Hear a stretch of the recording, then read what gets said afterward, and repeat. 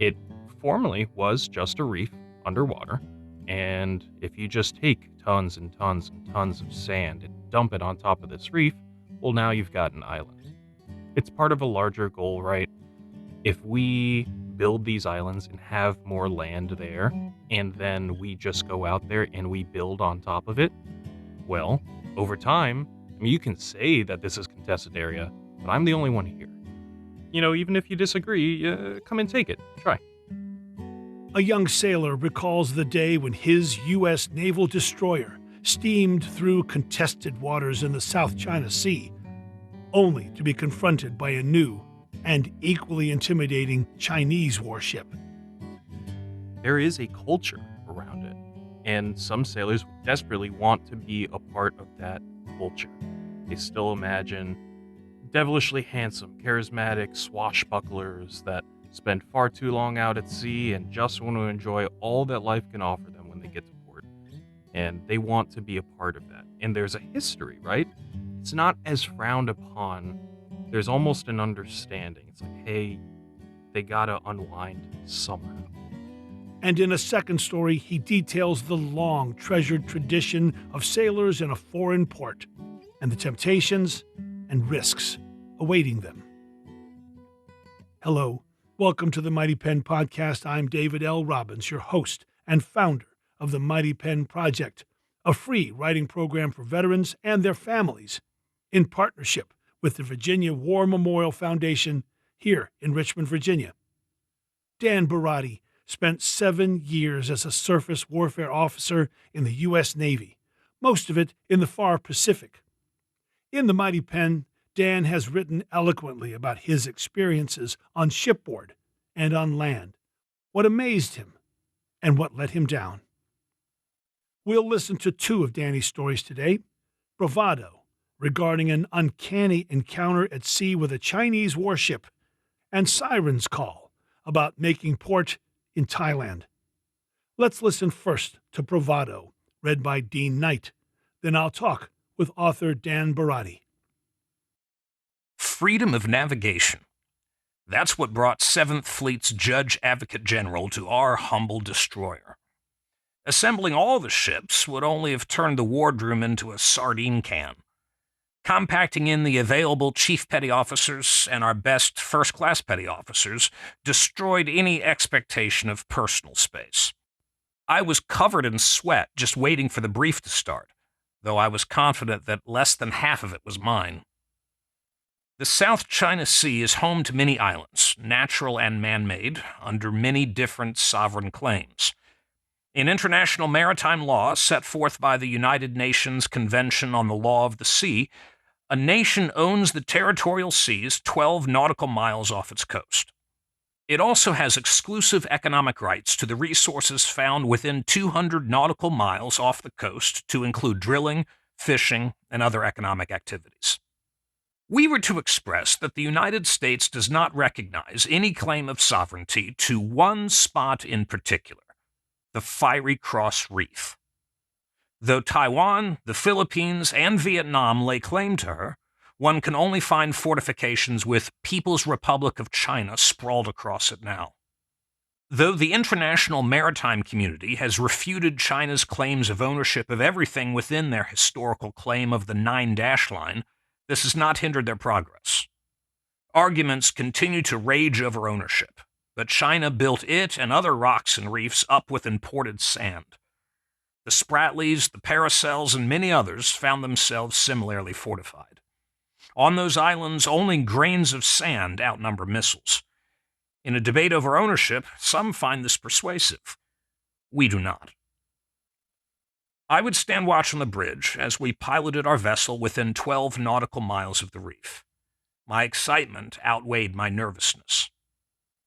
As I took the watch as conning officer, we were 15 nautical miles out from the reef and planned to plow through the 12 nautical mile radius with a closest point of approach of 8 nautical miles. 4 miles off our port quarter was a Chinese Luoyang 3 class destroyer armed with their own missile defense system, the Dragon Eye radar. Plenty of missiles as well, no doubt. She had stopped hailing us over radio by the time I took over, as our officer of the deck was done responding with the appropriately heavily lawyered response describing our passage through what we made clear are international waters. So we did, with one of our largest American flags billowing in the wind behind us. Through binoculars, her bow surged angrily and pointedly toward us. We broadcast publicly we would be maintaining course and leisurely cruising at 12 knots.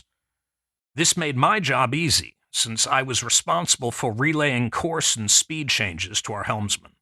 Radar returns showed the Lu Yang advancing at 20 knots towards us. Visible light return showed her crushing waves beneath her bow and sea spray thrown out of the way of her advance. As we entered 12 nautical miles off the coast of the Fiery Cross Reef, the Lu Yang was only a nautical mile off our port quarter now. She slowed, but kept advancing, 16 knots. A mile into their claim of territorial waters, she was running parallel with us at a rather cozy 300 feet off our port beam. All U.S. sailor eyes are on them. All Chinese sailor eyes are on us. Our bridge team was silent. All unnecessary watchstanders were ordered off the bridge. Still responsible for the safe navigation of our own vessel, I searched the waters to starboard of our vessel, but found us very much alone with our Chinese counterpart. Our bridge team and theirs were in the middle of the most uncomfortable staring contest I've ever seen, and no one else was around to witness it. I pointed out to the captain that they had sailors on their fantail. A closer look revealed there were about 20 of them. 20 of them doing push-ups, looking at us while doing so, no less.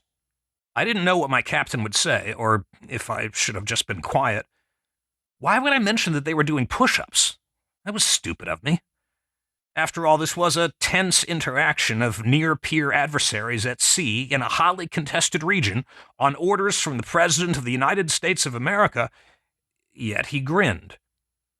He told the junior officer of the deck to get deck division outside on our fantail in PT gear immediately.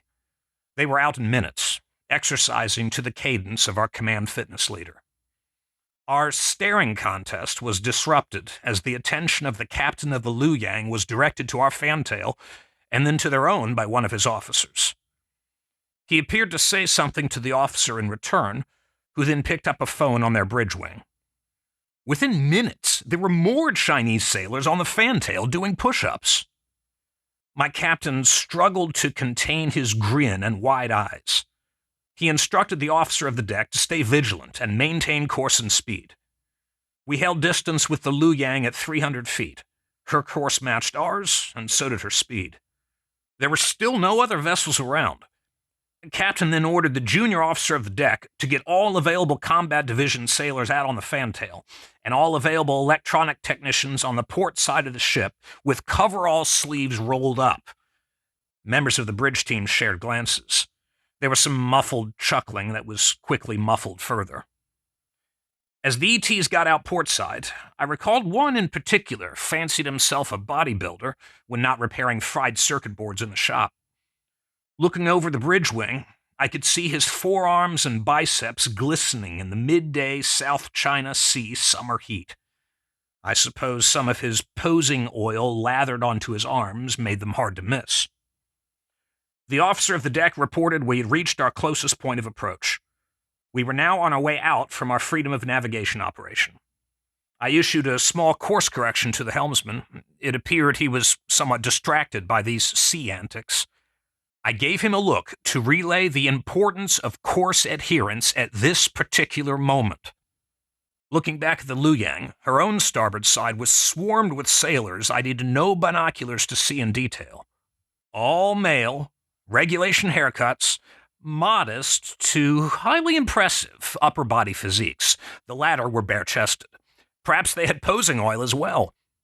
Our junior officer of the deck was the only female officer on the bridge team at the time. I noticed her sigh when realization appeared in her eyes as to what my captain was really ordering the ship's crew to do.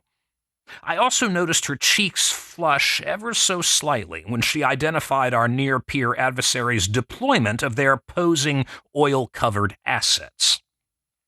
My bridge rounds were interrupted when both ship captains seemed to come to some shared idea creation. It would seem the Luyang's captain must also have shouted to raise their battle ensign, a ship's largest national flag. I looked skyward from the port bridge wing to see our quartermasters and theirs locked in a race to haul these massive flags up their respective halyards.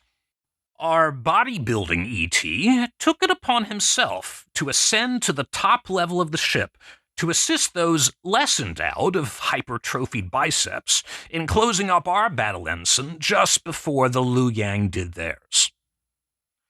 Back on the fantail, testosterone filled the sea air as physical fitness teams dueled it out through reps and sets of bodyweight exercises. The sailors lining our port and their starboard side all leaned forward on the lifelines. Some of our sailors disrobed to half-mast, opening their coveralls down to the belt line from the chest. My captain saw it as well. His silent endorsement was deafening. Both ships stayed like this. The staring contest carried on straight to the edge of what our new friends would call their territorial waters. As we proceeded out into the rest of the South China Sea, the Luyang peeled off to port, back towards the Fiery Cross Reef. Further into the distance, the captain issued a call to secure the weather decks, recalling all sailors back inside the ships. As soon as we confirmed all sailors were within the skin of the ship, the captain said only 3 words behind smiling teeth: "All ahead flank." I repeated the command to the helmsman, and within seconds we accelerated to over 30 knots. I don't know what winds the battle ensign was designed to fly in, but I had to admit it looked fantastic and near taut at this speed. Over 30 knots, US destroyers push so much water through their propellers that it causes the water level immediately behind the ship to drop, and then water shoots out of the water near vertically behind that. It's called a rooster tail. It could be seen by someone on the bridge of a destroyer within at least 3 miles due to their high vantage point. The Luyang was still within 2 miles. It was silent otherwise on the bridge, until I asked the captain if he wanted to maintain course and speed, or let the Judge Advocate General know what happened. He sat in his chair, looked out the window, and smiled, and said nothing. That story, one of my longtime favorites. Bravado, read by Dean Knight. I have the pleasure of my dear friend and next-door neighbor, and soon-to-be first-time father, Dan Barotti, in the studio with me. Danny, good morning, and thanks for dropping in, bro. Yeah, good morning. Really, really happy to be here. Yeah, okay, that story, fun. You got to be proud having written that, proud having been part of that. So let's start on the technical side of things. Explain sovereign waters. Sure. So, right, the United Nations Convention on the Law of the Sea, what really comes into play here is that 12 nautical mile offset from a nation's coastline. That is considered sovereign territory of those nations' waters, right? Every nation. We have the 12 mile, every nation on earth. Yes. And then out further from that is the exclusive economic zone, and that goes out 200 nautical miles. And that is, hey, other nations can sail through here, but the resources in those waters belong to the nation. They can't fish it. They can't mine it. Right. Not without Drill some it. extra trade deal or something, right? But as, you look at a map of the world, not everybody has a clear 200 nautical miles off of their coast. They overlap. And you got to figure things out like that, and there's going to be historical claims. And South China Sea is full of all of that. Okay, so the Chinese government has made artificial islands. Yes. You named them in the story. What is the Fiery Cross Reef? The Fiery Cross Reef is one such island. It formerly was just a reef underwater. And if you just take tons and tons and tons of sand and dump it on top of this reef, well, now you've got an island. It's part of a larger goal, right? If we build these islands and have more land there, and then we just go out there and we build on top of it, well, over time, you can say that this is contested area, but I'm the only one here. And if I read your story correctly, I'm the only one here with missiles. Exactly. Even if you disagree, come and take it. Try. What is the 9-dash line? The 9-dash line is an old historical claim from the government of China that extends around most of the South China Sea, well outside 12 nautical miles, way almost to the coast of many of the surrounding nations. That says, hey, historically, we claim all of this. This is all ours. And part of United Nations Convention on Law of the Sea is that there's portions that recognize historical claims, right? So they're making that bid. It's like, hey, we have a map that had this line X hundred years ago. Therefore, these are our waters. So I've set up the game board. Mm-hmm. We know the context. Now, let's put the pieces on the board. Describe that Liu Yang. How big, how impressive? So Liu Yang, if you were to put it side by side with an Arleigh Burke US destroyer, right, Flight 2 Alpha or Flight 1, you would see that they're actually strikingly similar. Length, width, everything, kind of the contours and shape of it, very similar. So if you know what a US destroyer looks like, it's the Chinese equivalent essentially. 250-foot water line. So it's 511 foot long usually. Okay, I missed that one. Yeah, very, very large. Our destroyers are just about the same length. Imagine between a 40 and 60 foot beam, right? Length across. Wow. Draft probably like 30 feet underwater at the deepest. They're big ships. Probably Okay. carry 200 to 300. Describe the armaments on this Liu Yang, because it's new. Yeah, they are newer ships. They would be considered the backbone of their navy. So armament, again, going to be very similar to U.S. destroyers. I believe their vertical launching systems for missiles generally contain about 64 missiles at a time. Plug and play whatever missile they got inside each one of Right. those silos, right? They're going to have guns forward and aft, mounted guns, right? Large guns, usually at least one 5-inch gun. You're shooting bullets that have a 5-inch diameter. They're going to have something that's also very similar to our close-in weapon systems, which look like a little R2-D2 and can shoot thousands of bullets a second. And then, Point made. Yeah. It's impressive. Yeah. Now, the other piece on this playing board, your ship. Yes. What we got? Something very, very, very similar. Our destroyers typically have 90-ish to 120-ish missiles in their vertical launch systems. We will also have one or two 5-inch guns mounted, one usually forward, sometimes you have one back.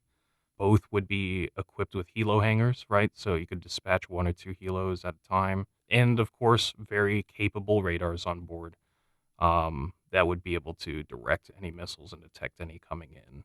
Point is, these are two evenly matched contestants. Pretty much, yes. Neither one could impose its will on the other, and they would cancel out if it came to that. Yeah. Yeah. And usually, if they're inside of one another, you're already too close. These vessels can fight well over the horizon. Oh, yeah. So 300 feet Yeah. off your port beam is nothing. I mean, at sea, that's close. Might as well be bumping fists. Yeah. So you're calling the helm. You have no idea what's going to happen. And I can imagine you and every other sailor on that ship, when you saw that Liu Yang and you saw him making for you at 16 knots, and you're thinking Whiskey Tango Foxtrot, right? Mhm. Like, what's next? Yeah. But you were the one who spotted the physical fitness going on their fantail. Yes. What was your first thought? First thought is, this is silly, but it stands out. Everything up here looks all formal, all business, but back there, I'm like, Captain, there's some motion going on back there if we need to look at it. But, oh, you know what? It's push-ups. I shouldn't even said But it. Nobody so you cares. didn't think the push-ups was intentional on their part? You thought it was incidental? I thought it was incidental. There's this very dangerous foreign battleship right next to us. Oh, and there's push-ups. You didn't highlight that as being the thing they were doing. No, as command PT, I've seen it. We do it. And I was just like, in case I see captain, you're staring at this other captain, but back here there's movement. Just want to make sure you're aware. So it was your captain that figured out maybe that was intentional. Or maybe turned it into an intentionality. Okay, that's even better. I loved how your bodybuilder scrambled up to help get your battle ensign up before theirs. It was something that I guess I wasn't anticipating, but I wasn't surprised from because, as you could tell, the captain was kind of endorsing sailors, showing off.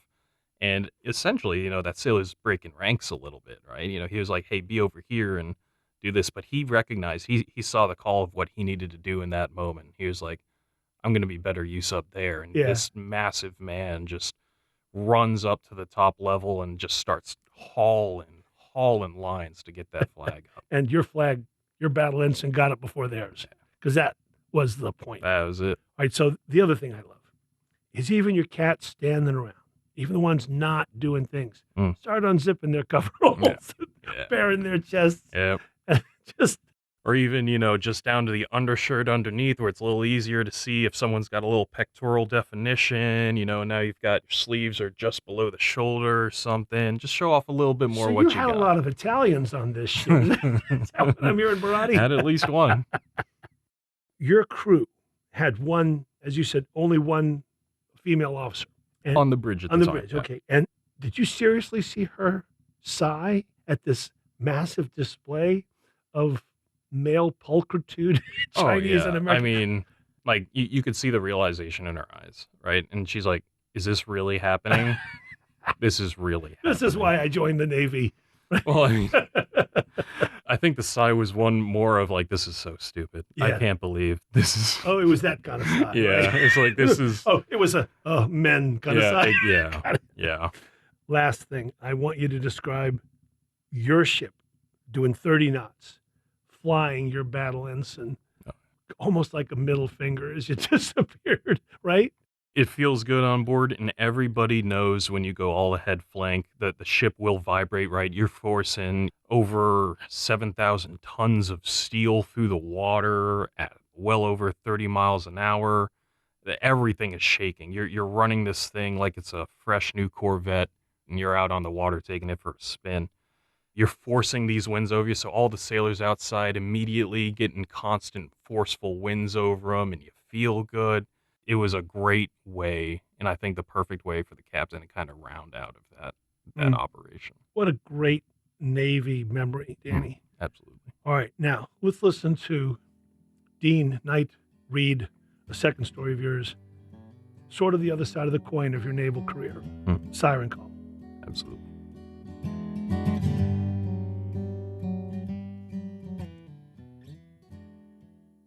Moored. Lines forward to aft held taut with eyes dipped and doubled up. The hum of diesel engines trilled off as fatigued metal embraced rest. Bilgewater lay restful atop the keel of machinery spaces, no longer sloshing to the rhythm of waves. More motionless still were the eyes of the sailors before me, their gazes fixed solely upon me, their last obstacle to liberty. I returned an unblinking stare in return to those before me. From all eyes hung bags that carried dark weight of an extended patrol of intense drilling and chest puffing on rough seas. Torn coveralls draped loosely over shoulders, supported by arched backs. Boots neither shined nor tied would drag into engine rooms, but were ready to run off the brow. Uniform exhaustion poorly wears a uniform. I looked right. Outward silence did little to veil deafening impatience. The chief's eyes turned to daggers looking left at me. They would not acknowledge the fallen standards I did from behind glinting steel. I looked left. Silent impatience grew louder. The eyes of fellow officers looked right to meet mine, and in them suffocated all positive thought in me. Pursed lips held profanity at bay on their last fumes of restraint. The brow had been lowered, and reprieve awaited all on the other side. I looked down. A single scribble reminded me of the nature of my brief. Sirens. I looked up.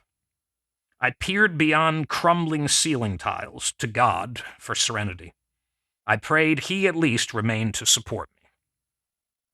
I drew deep breaths and began the port brief as the ship's legal officer with my reminder.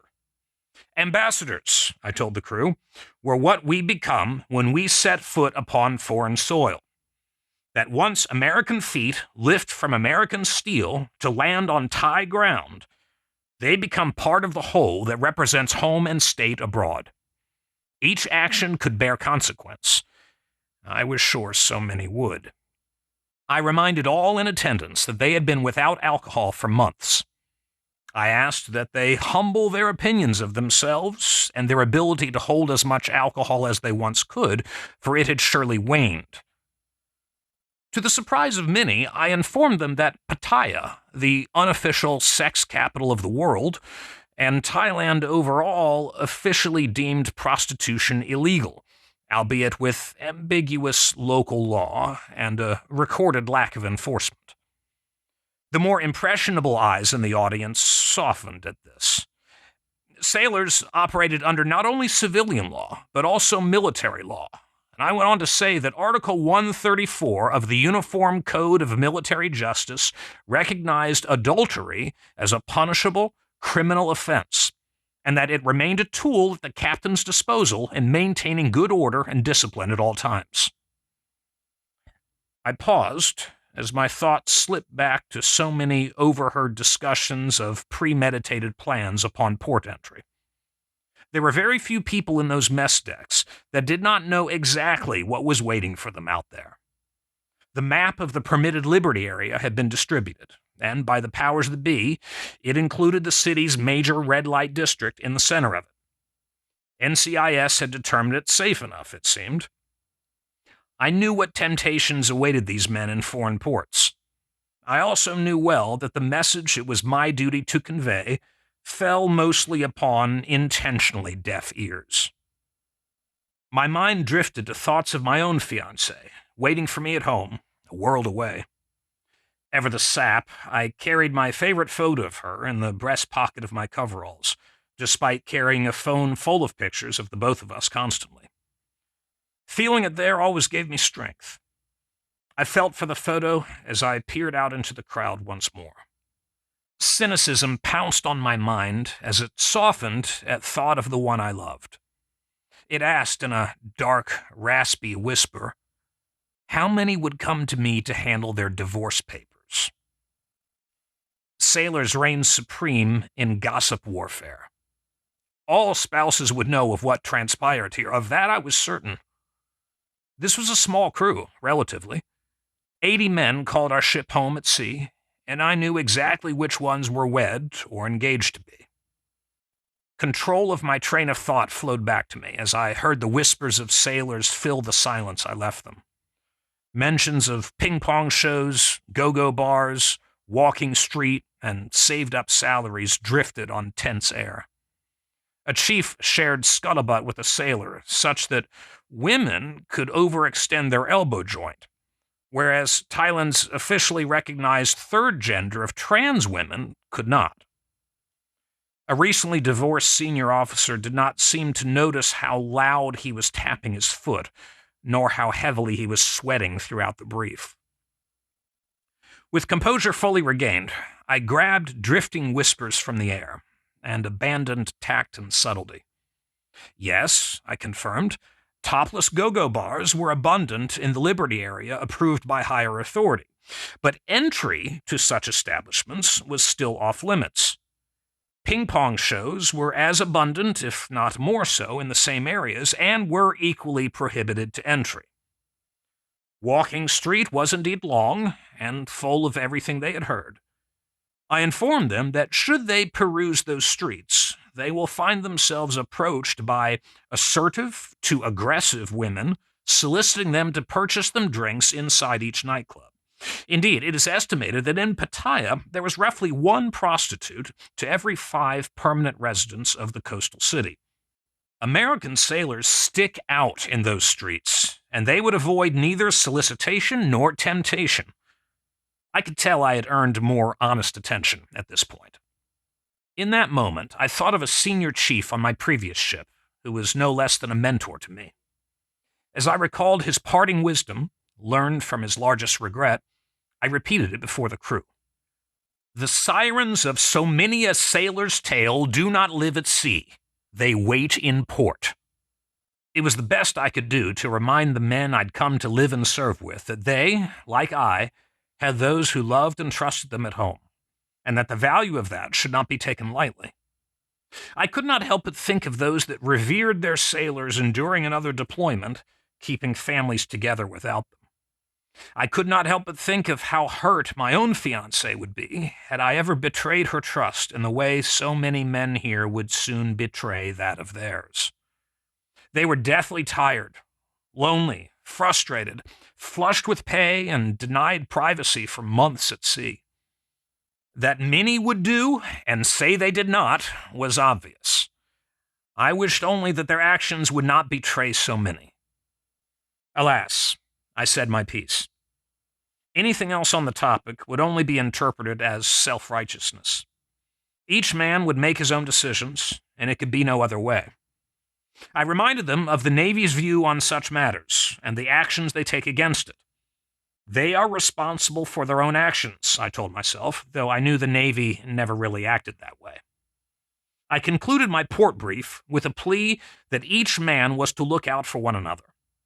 I turned it over to my captain, who promptly dismissed all sailors not on duty to liberty. I found few surprises in town, save for that the red light district extended well beyond the boundaries I knew. Topless to nude women could be seen dancing behind glass in areas we thought were well beyond Walking Street. I wondered if those women were there of their own free will. Perhaps they were, and perhaps they were not. I honestly couldn't tell. There were so many, all with what seemed like such genuine smiles and energy broadcast onto streets. It seemed logistically impossible that so many people could be coerced into a line of work against their will. It felt wrong regardless, even looking beyond the glass from a very public street that we had all been told was not a part of red light activity. My similarly minded and betrothed Liberty buddy and I walked a bit further down the street until we found a restaurant with sufficiently spicy food and less spicy sights. We knew what was out there, and respected that our own loved ones would not approve of intentionally taking in those sights further. We did not need to ask. Thailand had much to offer outside the red light district, though I'm not sure how many others came to know this on our short stay there. I visited a mountainside clad in a golden outline of Buddha, the massive sanctuary of truth built entirely of wood while still under construction, and sampled some of the best food I'd tasted on patrol. When I ran into sailors across all ranks, they told me I was missing out on the real experience. I respectfully disagreed. As our time drew to a close on land, I detested the idea of returning to the ship as much as any other sailor. I knew a barrage of divorce papers would be headed my way as soon as we were returned from deployment, if not sooner. I'd heard rumor that even the dispenser of military justice on board, to whom it was my duty to advise in legal matters, had very publicly partaken in adulterous behavior. I notarized divorce-related paperwork for 15% of the crew in the year following that port call, and not many more than that were married before then. Each session was overwhelmingly solemn. During the last such notarization I performed, the sailor asked me why I kept reaching for my breast pocket. With his divorce papers before me, I didn't feel it right to tell him, and I tired of stories of regret. I just wanted to return home to my fiancée, who still awaited my return as much as I awaited her embrace. That was the powerful story, Siren Call, written by Dan Barotti, who's with me right now, read by the inimitable Dean Knight. Danny, the opening of that story, you look left, you look right, you look down. You see different things, and you tell us what you're seeing preparatory to addressing your crew with your port brief, and then you look up to God. I like that structure. I look left, right, down, and then up to God before you started speaking. And the first thing you tell them in your port brief is, we become ambassadors when we step ashore. And then right after that, giving them the responsibility, you say, you guys probably have a high opinion of your ability to drink. What I found really compelling about that is you went from the theoretical, sort of the protocol, like, men, we become ambassadors when we step ashore in Thailand. Now, look, guys, you can't drink the way you think you can. Yeah. And you sort of cut right to it. What is that like, standing in front of a bunch of men eager to get off. You said exhaustion poorly wears a uniform, and men that would drag themselves into a boiler room would run offshore. You're standing in front of them and you're telling them you're kind of at the pinnacle of physical indulgence. I don't know how else to put it, Right. but be careful. I want to jump to the end and ask you a very tough question here at the beginning. Mm-hmm. If I take out Catherine Dong, your wife, Mm-hmm. also my neighbor, Mm-hmm. if you take her out as your fiance, where do you stand? Where would you have been? It's exotic. It's compelling. Mm-hmm. You're a dude. Mm-hmm. You're in the Navy. There's a culture. If I remove Catherine, what do you think? And I know she'll hear this. I know your parents will hear this. So Yeah. Yeah. don't get mad at me for asking that question. But seriously, as a young man, if I take your fiance out of the equation, what are you thinking? I mean, the part that remains, right, it is how I was raised and kind of what my parents instilled in me. Getting straight to your answer, I think what would have happened is I wouldn't have frequented any of the actual establishments. But when me and my Liberty buddy were out and, walking around looking for food, probably wouldn't have mind eating places with spicy food and spicy sites. But I wouldn't have gone to those spicy sites, Yeah. most likely. But that's me, and again, people make their own decisions. There's temptations, and you said your warnings fell on intentionally deaf ears. I want to know, because this is a cliche. Yeah. I've experienced that cliche for people who haven't, but it is a cliche. Sailors in port will behave a certain way. Mhm. Did you feel standing in front of them that there was an inevitability to this, that it's not just a cliche, but holy smoke, it's true? Yeah, I think it comes down to the way I saw it anyway. Was like, hey, you can help some people, but some people don't want to be helped. And whether this is a situation where it can even be viewed as helping, there were those in the audience who were open to listening to what I had to say, and there are those who showed up that never were going to listen to anything I was going to say in the start. So yes, there was an inevitability, but not for every sailor. Well, let's go back to sailor. Mm-hmm. Is this a special class? If I had 80 college juniors with me, Yeah. who hadn't been drinking for a month, I don't know that they would have been any different. But I mean, sailors, there's something about a sailor in port. Songs are written about it. It is almost a tradition to behave this way. Yes, and I think the part that lends it to that is exactly what you're saying. There is a culture around it, and some sailors desperately want to be a part of that culture. They still imagine devilishly handsome, charismatic swashbucklers that spend far too long out at sea and just want to enjoy all that life can offer them when they get to port. And they want to be a part of that. And there's a history, right? It's not as frowned upon, I guess, for sailors in foreign ports away from home and going through all the struggles that they are. There's almost an understanding. It's like, hey, they got to unwind somehow. It's winked at. Right. But you know who doesn't wink at it? Spouses. Bingo. You said 15% of the men on board, you processed their divorce papers. Yeah. That's a lot. Yeah, I mean, especially for a small crew. It's been a while ago, but I want to say only like 20 to 25% of the crew was married. I mean, that's a big portion. It's 80% of that 25%. Yeah, And you implied indirectly Yeah. that the captain himself Yeah. was seen partaking. Absolutely.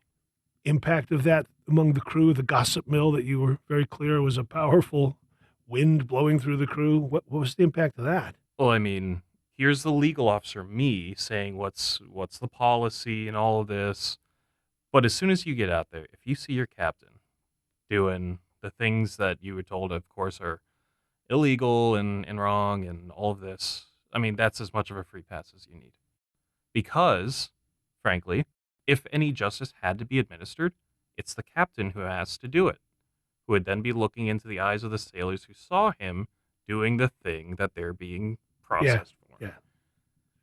So you said on Walking Street there was peep shows, go-go bars, and ping pong shows. Now, I'm not going to get into detail, but I'm going to assume it's not watching people play ping pong. It's not. No. There are ping pong balls, though. And I'm going to guess that go-go bars are not watching track meets. No. No, okay.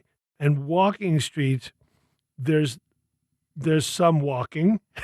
Absolutely. Lots of walking. Lots of walking. Sirens are not at sea. They wait in port. Yes. I want to go back to the families at home. And the reason why these spouses found out is that their fellow sailors gossiped about it. Oh, certainly. And it reached the spouses. Oh, yeah. I mean, look, Navy ships aren't the only ships that loose lips sink. Is a way that someone once put it to me. Sink a lot of relationships, too. There's a lot of gossiping. There's a lot of sharing. Sometimes people you thought were really close friends are not quite as close, or maybe they feel particularly taken back by what happened and felt it's right for your spouse to know, which, I don't know, I do also think a spouse should know what happens when something like that happens, right? Yeah, I mean, it happened a lot. Folks, Danny is wearing a Navy sweatshirt, and it says honor, courage, commitment. And these two stories back to back, Danny, Bravado and Siren Call, I think do a wonderful job of showing both sides of that.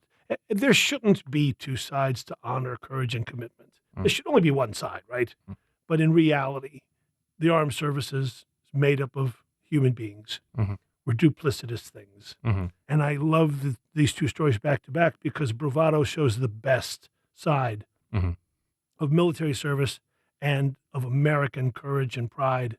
And Siren Call shows the inevitability of the frailty of the human beings that make up the Navy, that make up the lives we live.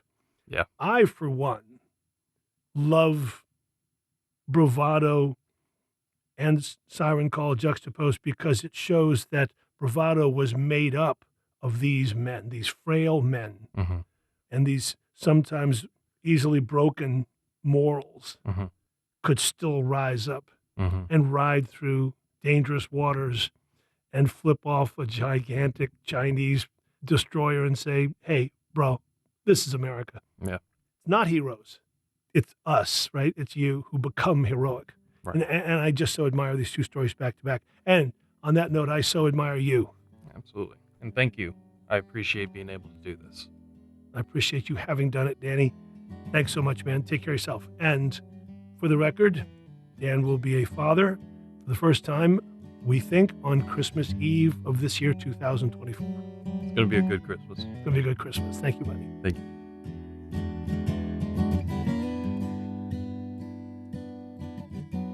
The Mighty Pen Project is a free writing program for military veterans and their families, offered by the Virginia War Memorial Foundation, a 501c3 nonprofit. If you'd like to learn more about the Mighty Pen or just send us your thoughts, email us at mpodcast@vawarmemorial.org or use the link in the podcast description. If you're a veteran or a family member of a serviceman or woman listening to this podcast anywhere in America, and you want to learn how to best tell your own powerful stories, you can sign up for one of our Mighty Pen writing workshops on Zoom. If you want to read today's pieces and many more, use the link to go to the Mighty Pen archive. And if you enjoy this podcast, please share it. Music for this episode was provided by Jackson Albrecht. Lastly, if you'd like to support the Mighty Pen's efforts to record and preserve these stories of service, adventure, and sacrifice, follow the charitable donation link in the podcast description. I'm David L. Robbins, and I want to thank you for listening to the Mighty Pen Podcast. It's an honor